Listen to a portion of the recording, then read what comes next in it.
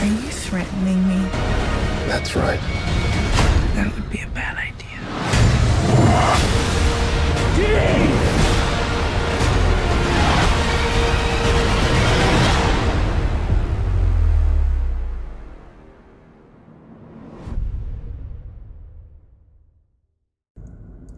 What's going on, everybody? I'm here to do a review for Dark Phoenix, and I'm gonna be quite honest with you. I did not go into this movie with any type of high expectations. My expectations of this movie were very neutral. They were very in the middle, mainly because X-Men, as far as being under Fox, has let us down so many times. They've had a few hits, but they've had a lot of misses. And this one right here kind of sits in the middle for me for a multitude of reasons, and I'm gonna go into that. One of them being because they had to do so many reshoots. This movie was actually supposed to come out in November of last year. Then it got pushed back to February of this year. Then it got pushed back again to today, which is June 7th. So it was like all these reshoots, and usually whenever there's a lot of reshoots to be done, that usually means that they're not satisfied with something. And I remember them talking about how they did test screenings for the film and how a lot of people weren't really feeling it and everything like that. But you know, you can only do so many reshoots before you actually have to just finally release the product. And since this is the last X-Men film under the 20th Century Fox brand before the merger with Disney, they had to put something out. And this is pretty much what they gave us. So basically, this film is the last installment under the Fox brand before it goes to Disney. And this is basically talking about Dark Phoenix. It's talking about Jean Grey.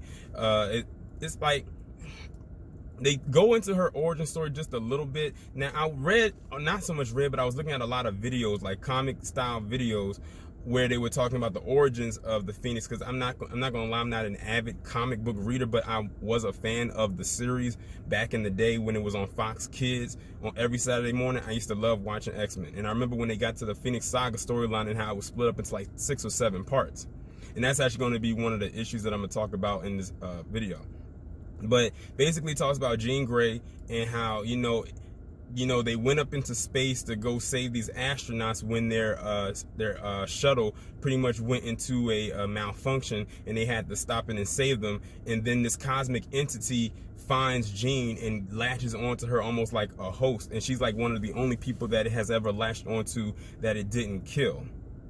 Now, that part of the story, they actually pretty much was somewhat accurate on as far as going to space, unlike that trash X3 that came out back in 2006, where Jean just became the Dark Phoenix after being in a cocoon after what happened to her in X2. Like, they didn't go off the origin at all. So at least they kind of stuck with it a little bit, but I can tell they kind of did their own thing with this story here.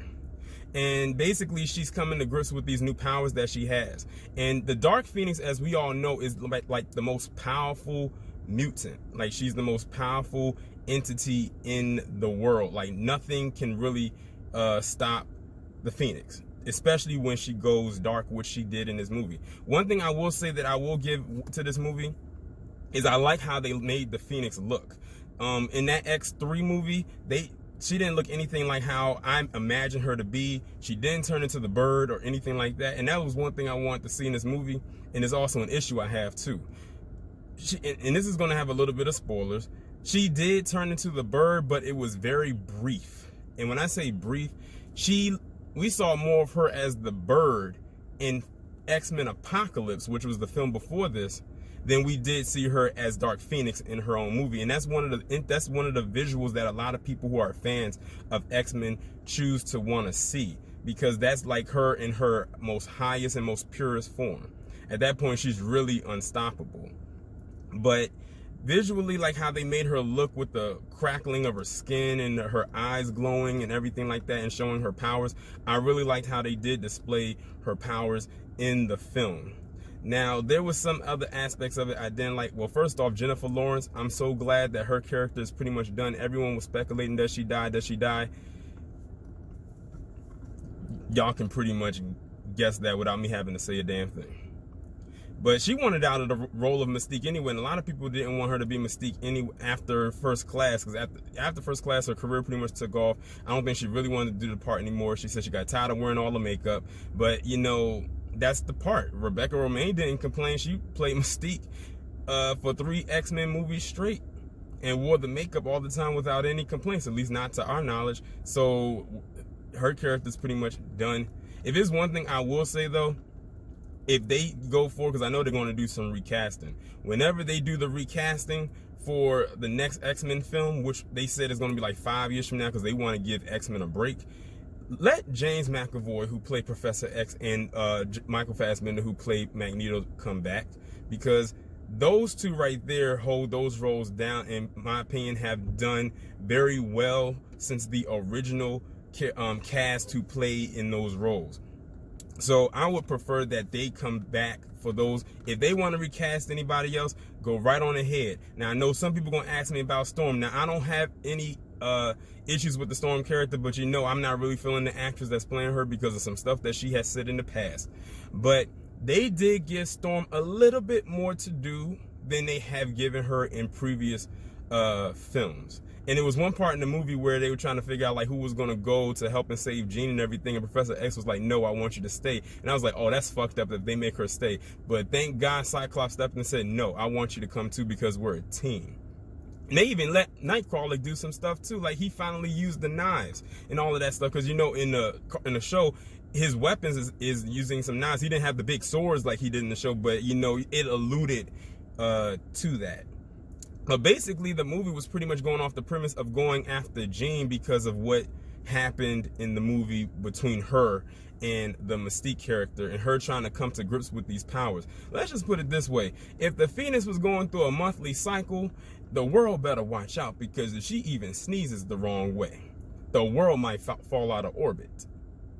But like I said, I'm pretty neutral with this movie. I'm not going to say it was amazingly good, and I'm not going to say it was horrifically bad. So I'm like right in the middle when it comes to this movie. Now, a lot of people said that they did not like this movie at all. They hated it. But that's the same consistency with a lot of other X-Men movies. I think the X-Men movie that a lot of people really loved the most was probably Logan. Mainly because they finally let Wolverine and Logan be Wolverine and Logan after so many films. I wish they would have let him do it when he was younger instead of just, you know, wait until he got older and do the old man Logan storyline, but it worked. Now, my issue is because, and I'm going to go back to me watching the animated cartoon. In the saga of the Phoenix saga storyline, that particular saga was split into like 6 or 7 parts.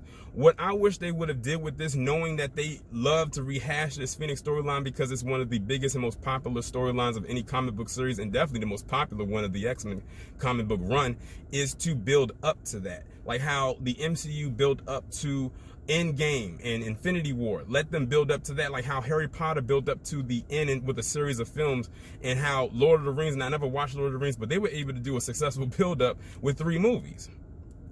But let them build up with that, and if that final battle is with the Dark Phoenix, let it build up to that. That way it can be something that's really, really enjoyable, instead of just kind of shoehorning her like storyline at us every chance they get because they messed up the previous time. Hopefully when the X-Men goes to the MCU, that can actually be fixed. We can only hope that that will be fixed there, because everybody's worried about Fantastic Four and the X-Men. Those are the 2 main things, because those are the 2 problem films that they seem to have with these Marvel characters, and it's upsetting because X-Men is like one of the most popular comic book characters of all time, and the Fantastic Four is the first family of Marvel. Like, they should always be on point. And I think they even cross over at some point or another, so they got to get that right when that time comes. So like I said, I'm pretty neutral with the movie. I didn't hate the film, but I really didn't say, oh my God, I'd love to go out and see it either. This was probably a one-time watch for me and everything like that. If I had to give it a grade, I would say it was a C. So like I said, I'm neutral right there. That was my take on it. It's the last X-Men film under Fox, thank God. So let's see what the MCU does with these characters years down the line, a few years down the line. Let the X-Men take a breather. Let them take a break. I think they said they're going to give them about a good 5 They probably need more than 5 years, because 5 years rolls around quick. And, you know, we'll go from there. But y'all let me know what y'all think about this down in the comments. Like, share, subscribe. I will talk to you in the next one.